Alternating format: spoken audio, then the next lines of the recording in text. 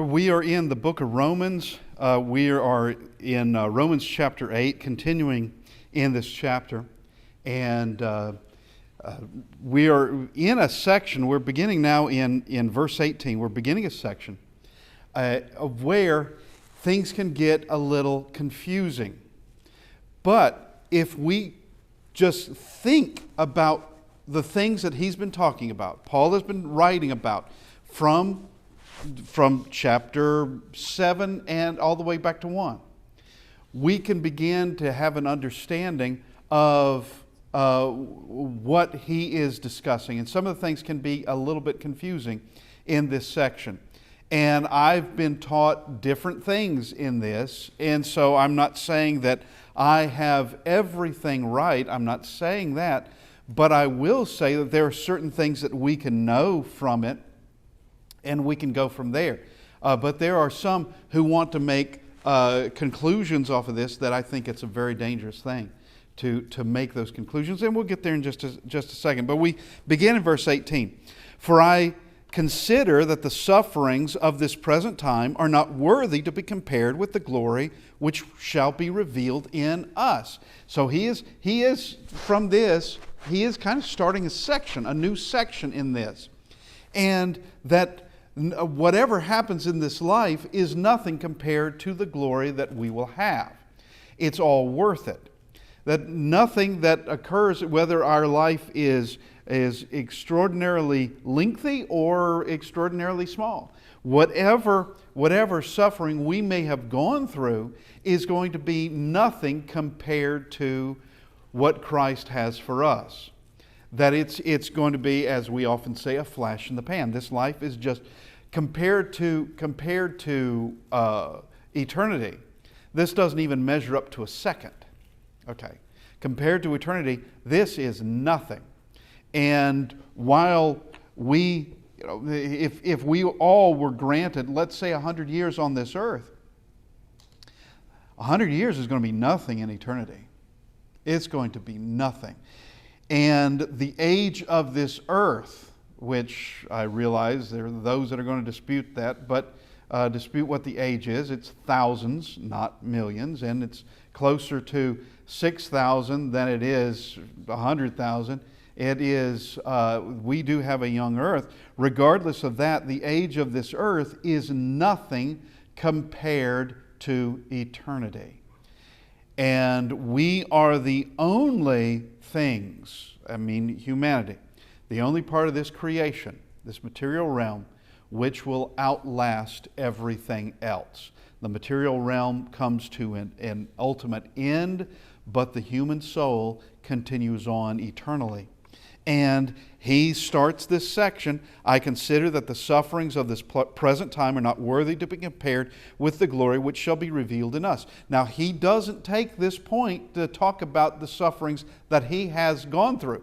Now, in 2 Corinthians, he mentions some things in categories, as a matter of fact, of different perils, of sleeplessness, and of hunger, and of cold, and of shipwreck, and things like that. But here in Romans, he's not going into that. He's not mentioning that. But he could have, but he doesn't.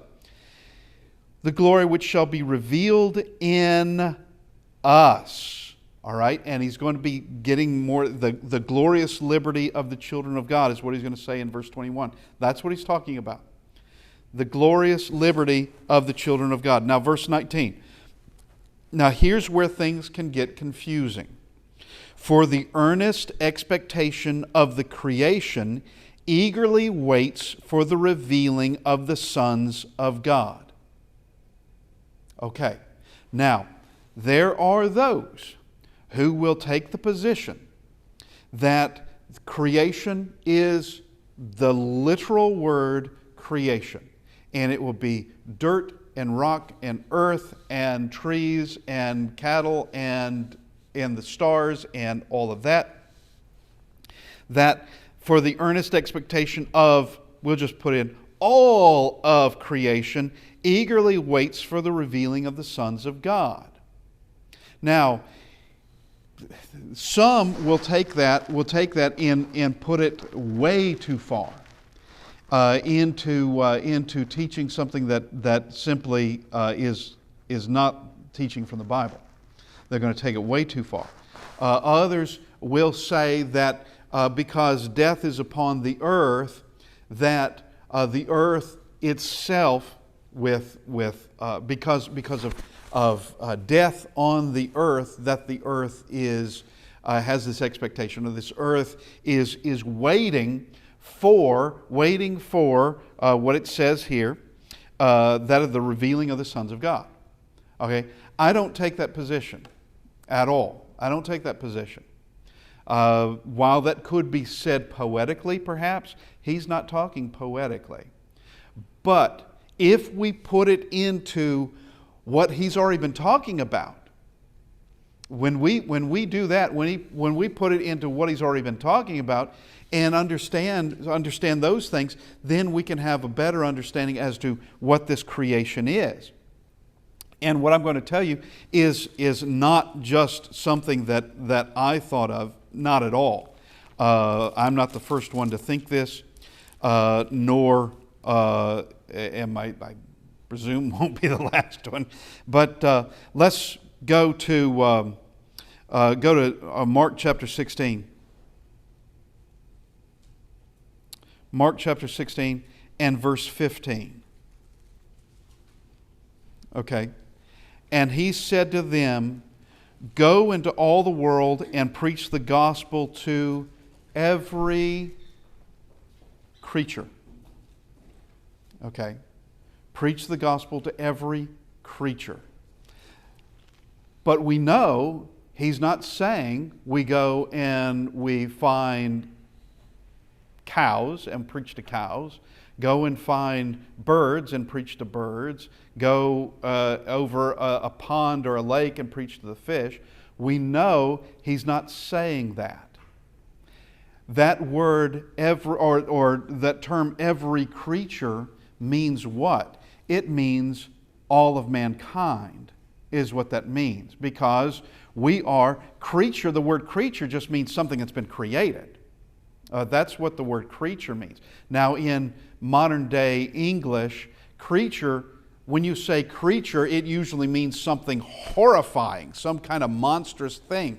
But that's not what the term means. It's something that has been created. Well, we are something that has been created. And every creature means all of mankind. Now, we go back to Romans chapter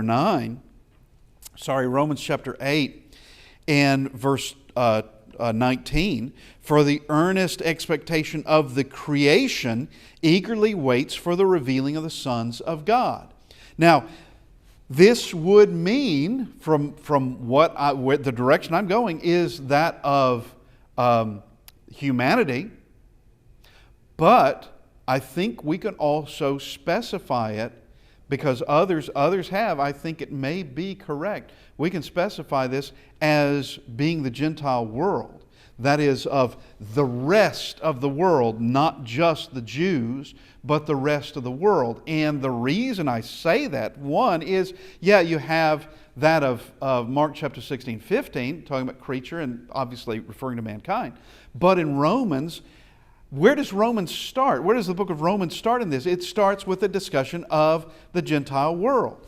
Then it begins talking about the Jewish problem, the problem that the Jews have. You have the Gentiles, they have a problem. The Jews have a problem. We've also been under discussion concerning being slaves of sin, being ruled by sin. And being ruled by sin, Paul discussing the fact that there are things that he wanted to do, but he wasn't doing. And things that he knew that he shouldn't be doing, but those are the things that he was doing. And that it was sin reigning in him. That sin was bringing these bad choices, these bad decisions about he's following the lure of sin in all of this. And that while the spirit is willing, the flesh is weak. Now, let's repeat that. While the spirit is willing, the flesh is weak. The flesh, it does not say, is sinful. All right? Flesh in and of its own self is not sinful. We are created good. We decide what we're going to do. But there is the spiritual side to us and there's the physical side to us, and the physical can get the better of us and often does, and thereby we fall into temptation, we fall into sin, and we can be subjected. That is a subject of sin reigning in our lives. Now we come back to 19. The earnest expectation of the creation eagerly waits for the revealing of the sons of God. So this would be that of the Gentile world, that here the Gentile world eagerly waits for the revealing of the sons of God. So one would ask, well, why would that be? Okay, well, mankind looks for the return of Christ. Well, looks for salvation. Mankind looks, not everybody, but by no means. But you have people who they are looking to rid themselves of the sins that they have committed. They're living under the guilt and they're living under the reign of it. And some people have not killed their conscience and they want to be out from under that.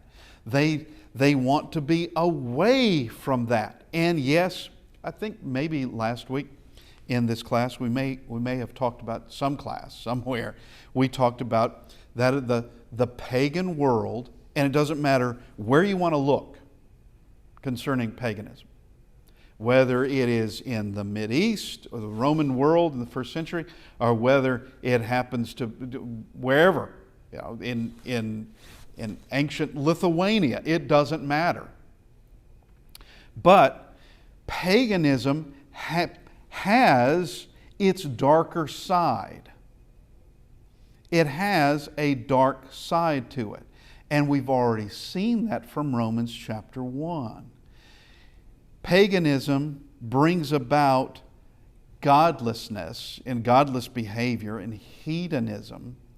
It brings about all those things that one cannot rely on stone or clay or wood or a tree, whatever, to help you with any significant problem that you have. Especially not a spiritual problem. It cannot help whatsoever. And that there was a heavy weight, continues to be, a heavy weight of paganism that is upon people, that for a brief while, and I do mean a brief while, especially when someone happens to be young and caught up in it, it may seem to be just ideal. It may seem to be that, but it's not too long before one realizes, okay, there are serious flaws in this. There are serious problems because it's, this world, one, wasn't made for sin. Number two, this world is not a place of absolute perfection either. It's perfect for what it's supposed to do, but there's death because of sin. There's disease. There is heartache. There's wickedness that is everywhere. We can see those things around us, and the only solution is going to be Christ. That's the only solution. Even when, let me back up. Should everyone on earth obey Christ, this world would be completely different. Should everyone obey Christ, this world would be profoundly different. But even if no one else does obey Christ, He can help you with whatever the situation is, whatever the problem is. He can help you, whatever phase of life you're in. He can help you. Now, the earnest expectation of the creation eagerly waits for the revealing of the sons of God. For that, and he's referring to Christ's return.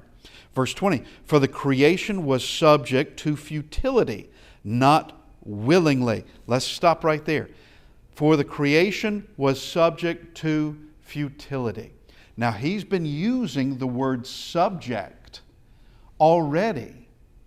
And this is what I'm getting at when I'm saying, let's pay attention to what he's been saying, what Paul has been speaking of, what he's been writing, how he's been doing it, and then we can come now with this word subject, meaning that futility, we can use another word, vanity, we can use another word, emptiness, we can use another word of dead end, that creation, that is mankind, or we can get specific, the Gentile world, was subjected to vanity. They had become subjects of it. They had been under the rule of vanity. They had been under that rule. They had been under the rule of sin. They had been under the rule of the influences of temptations that drug them back into the very things that they would rather not do anymore. There's plenty of folks that have learned better with whatever the sin was. That they have learned better. I really did not enjoy that like I thought, or the ramifications, the consequences have been with me now for years, and yet still go right back to it. Well, that's being a slave to sin. Having wised up to it and know the truth about it, yet going right back into it again. For what reason? You being subject to sin. So the creation was subject to futility, not willingly. Now, he's already talked about that too. And he talked about that from a personal perspective of that the spirit is willing, but the flesh is weak. What does that mean? The spirit wants to do good, but the flesh has its own problems. The flesh, which is the other side to us, this body has different interests than the spirit does. And that as we've already made mention with Paul, saying there are things that he wanted to do that he knew he ought to do, but he didn't do it. And things that he knew he shouldn't be doing, and yet he did. He willed the right things, but he did the wrong things. He wanted to do what was right, but he didn't always do what was right. And here is this subjected to futility, not willingly.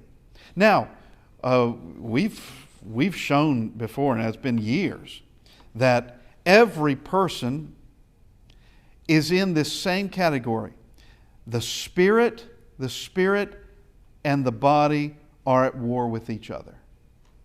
Even those that deny they have a soul that knows certain things ought to be done, and a body that ignores it or wants to ignore it. Everybody, and that includes atheists. And the lesson that we did, it's been years now, of atheists against themselves, while denying they have a soul, show very well that they have a soul.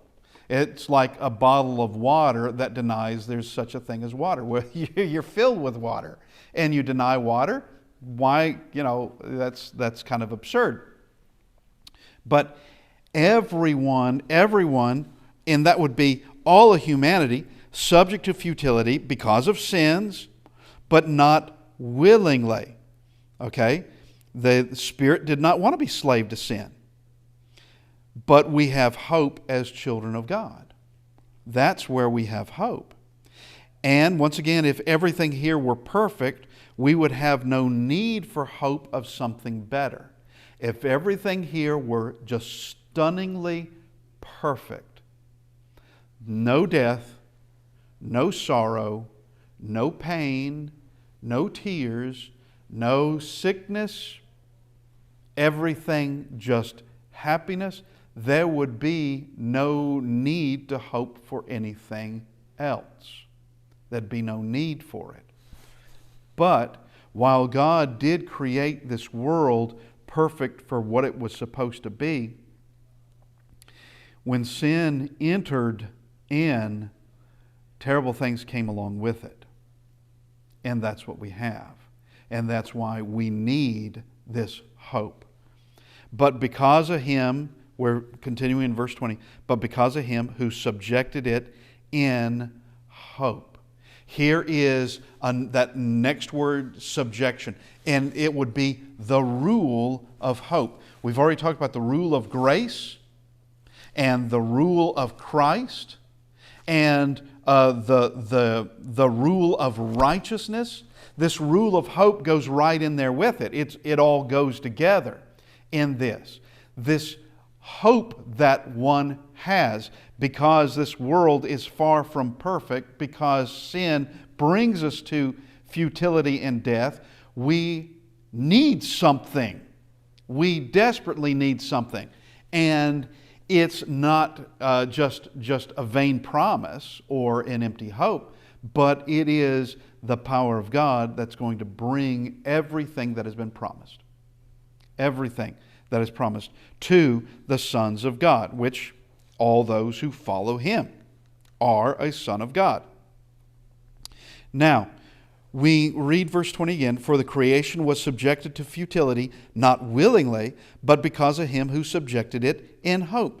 Because the creation itself also will be delivered from the bondage of corruption into the glorious liberty of the children of God. How did you define that word creation? It's used several times. Yes.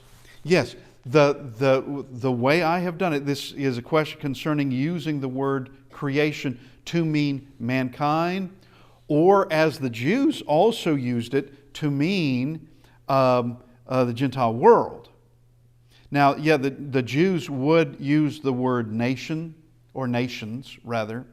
They would use the word nations to mean the Gentile world. They would also use the word creature or creation to refer to the rest of mankind, not the Jewish nation, not the Jewish people. The physical creation. We're not talking about mountains and rivers and clouds. We're talking about people, because it's people who are going to, in fact, have this corruption, be delivered from the bondage of corruption into the glorious liberty of the children of God. This creation is delivered from that. Are we under the bondage of corruption? In sin, we are. And we're still on this earth. There's still death over us. Even the Christian, and a faithful Christian, is still going to die. Paul still died. Peter still died. Barnabas still died. Stephen died. They still died. Death is still on the earth.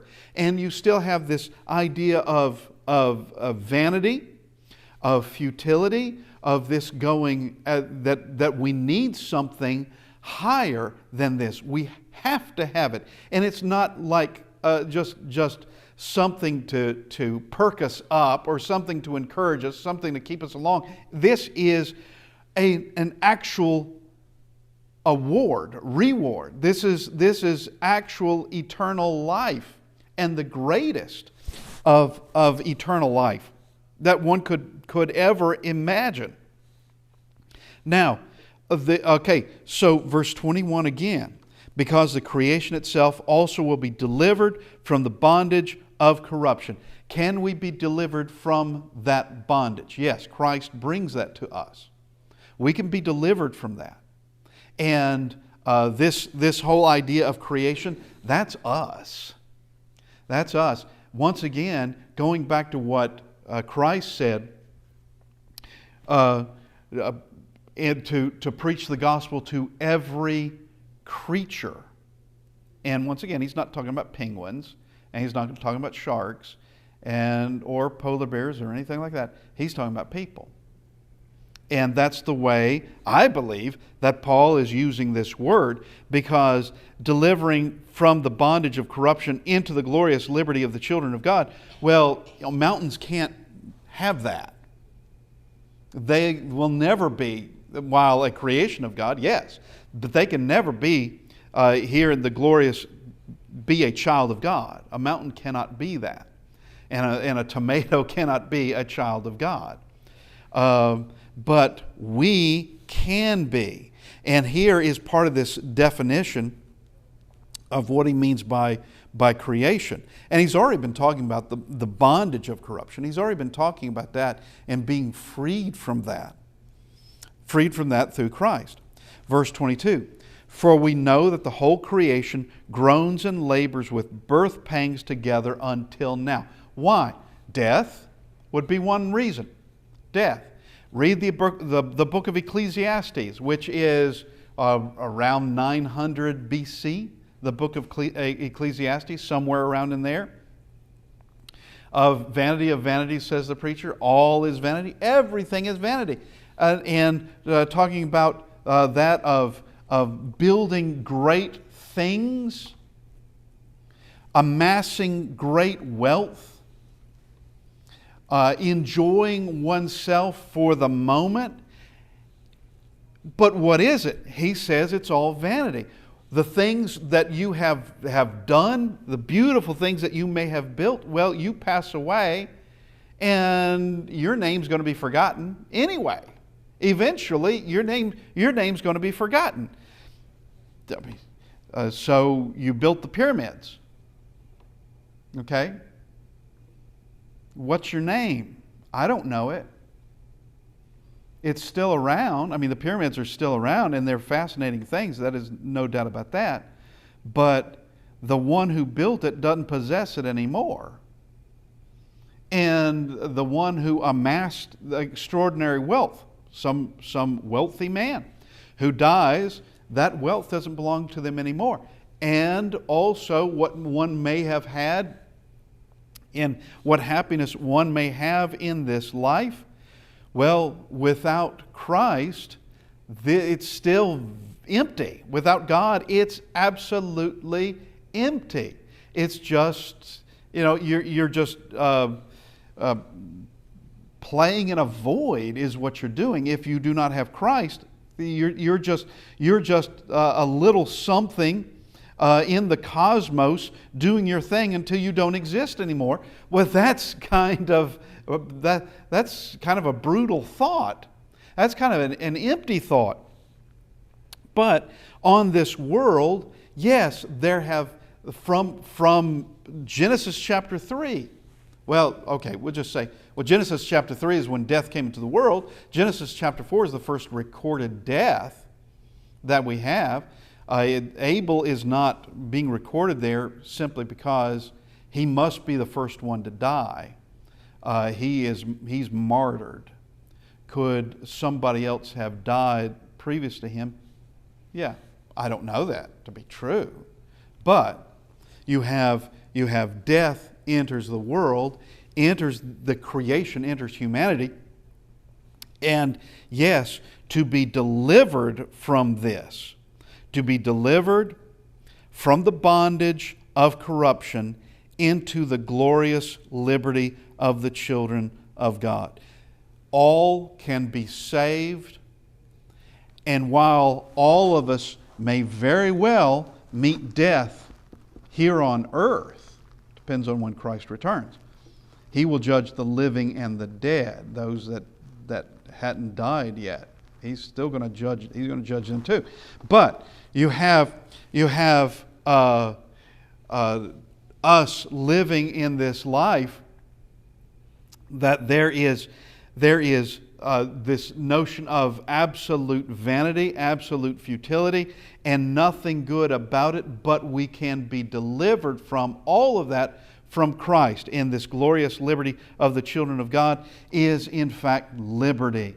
While the opponents, i.e., Satan, would have us to believe that it is not, what Christ gives is not freedom at all. What Christ gives is bondage. Well, you know what? You and I were made to serve someone. You're going to serve someone. You're going to do it. And even those who say they serve no one but themselves, they've just fooled themselves, is all they've done. They are serving somebody else. you are going to be someone's pawn. You're going to be someone's pawn, but you get to decide whose side you're playing on. You get to decide which side is that going to be. Is that going to be with God, or is that going to be with Satan and the perverse generation? Which side are you going to be on? And we get to decide that. Now, verse 22 again. For we know that the whole creation groans and labors with birth pangs until now. Not only that, but we also who have the first fruits of the Spirit, even we ourselves groan within ourselves, eagerly waiting for the adoption, the redemption of our body. So he's talking about, first off, he's talking about those in the world who they need salvation, and they can have salvation. They need it. And he's talking about even those, such as himself, Paul writing this, who they have been saved. We groan within ourselves, eagerly waiting for the adoption, the redemption of our body. That goes directly to 1 Corinthians chapter 15. Let's just go there real quick. 1 Corinthians chapter 15, and beginning in verse 35. So here is this redemption of our body. But someone would say, how are the dead raised? So we're 1 Corinthians 15:35. How are the dead raised? And with what body do they come? Foolish one, what you sow is not made alive unless it dies. And what you sow, you do not sow, in what you sow, you do not sow that body that shall be, but mere grain, perhaps wheat or some other grain. So he's making a comparison here of your earthly body compared to your spiritual body. What happens next? Your resurrected body. What happens next? The body that you are given for eternity. All right? Just like a grain of wheat does not look like a stalk of wheat. And you plant a grain of wheat, and what comes up is not just an identical grain of wheat. It looks completely different. And let's just go to verse 38. But God gives it a body as He pleases, and to each seed its own body. All flesh is not the same flesh, but there is one kind of flesh of men, another flesh of animals, another of fish, and another of birds. There are also celestial bodies and terrestrial bodies, but the glory of the celestial is one, the glory of the terrestrial is another. There is one glory of the sun, another glory of the moon, another glory of the stars, for one star differs from another star in glory. So also is the resurrection of the dead. The body is sown in corruption, it is raised in incorruption. It is sown in dishonor, it is raised in glory. It is sown in weakness, it is raised in power. It is sown a natural body, it is raised a spiritual body. There is a natural body and there is a spiritual body. So here is what he's talking about in Romans 8:23, that even those of us who are already saved, we're among the saved, we are in the church, we are part of that first fruits of the Spirit, he says, we also wait for that adoption. We also wait for the redemption of our body. That Paul's body eventually died. Whether he died of old age or whether he was murdered, I can't answer that. Not by Scripture. I can't answer it at all. But nevertheless, he died. And 1 Corinthians chapter 15, which is also written by Paul, he makes mention of the type of body that we will have. Now, he can't describe it. What type of body will we have? He's saying, I don't know. It's not going to be the same thing. If it were the same thing, our problem hasn't been solved at all. But we've got an immortal body. What was corruptible, what would suffer the harm of this world and the harm of time.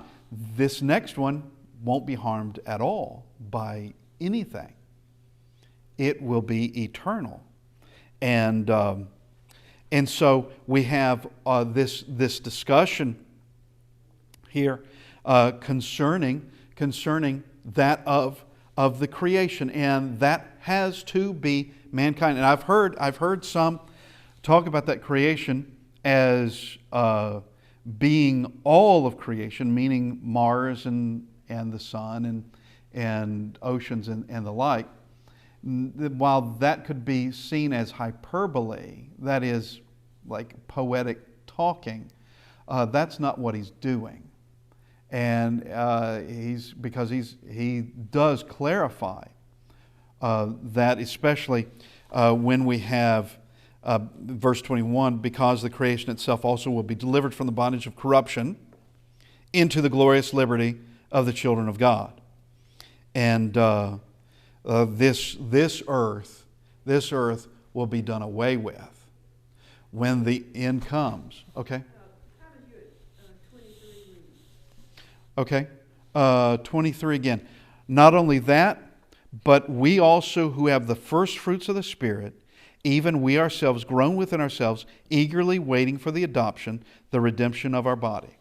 Okay, in the English Standard it reads, and not only the creation, but we ourselves. That would be two different things. Yes, and he has been talking about two different things.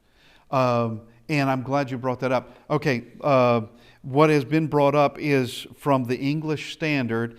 It reads in verse 23, not only creation, okay, but we ourselves. So he is making a distinction, which he does in this verse, because it's not only that, not only what he's been talking about, and that would be those who are not saved.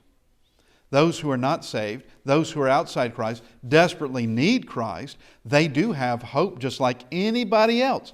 They have hope. And here is the good news. There's a reason why it's called the gospel, why it's called the good news. And it brings profound good news. That is not, it's multifaceted, the good news is. That it alleviates the problem of sin. It alleviates so many problems that we have in this life.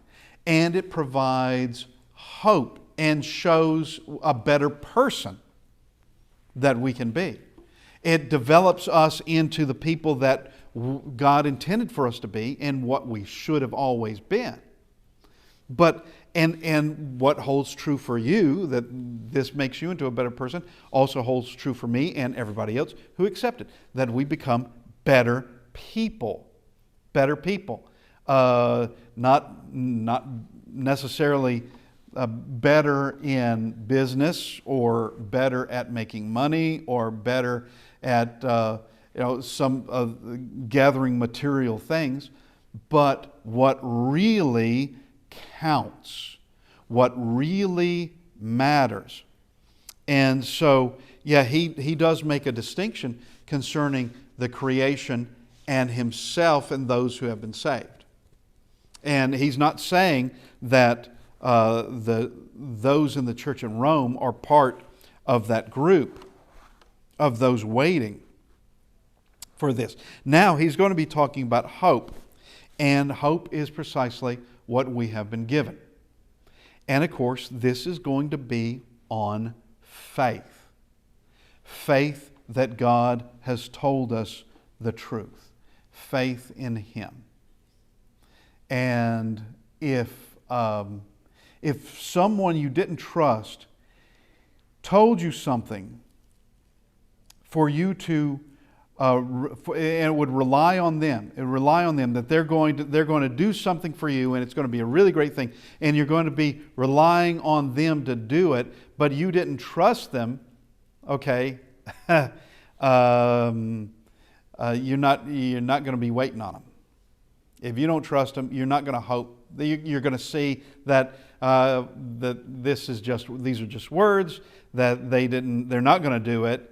This person is untrustworthy, and I'm not about to organize my life around that. I'm not about to. But with God, yeah, we can put our life on that rock, that Jesus is the Christ, the Son of God.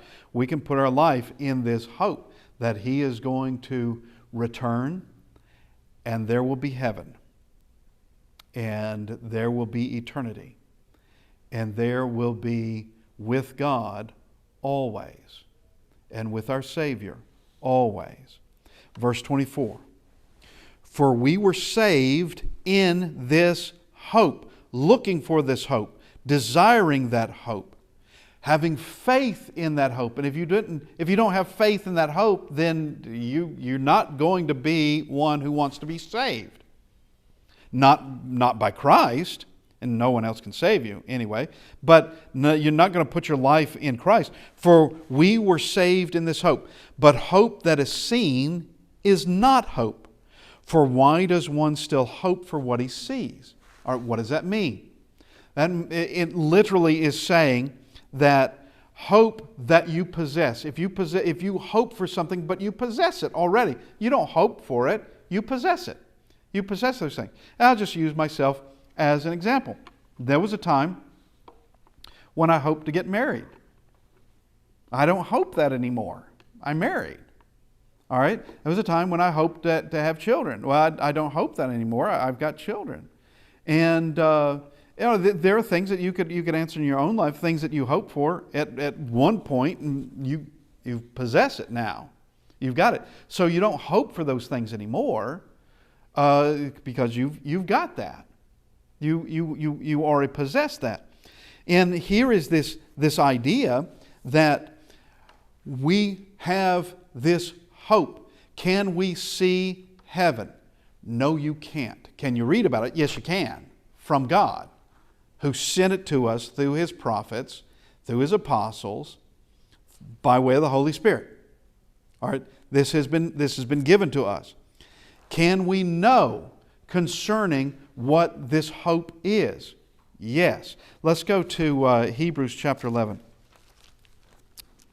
Hebrews 11, which of course is a list of very good examples and good examples of faith. Now, while I said that, yes, there are some people in Hebrews 11 that don't have faith. Okay, Esau is mentioned in Hebrews chapter 11.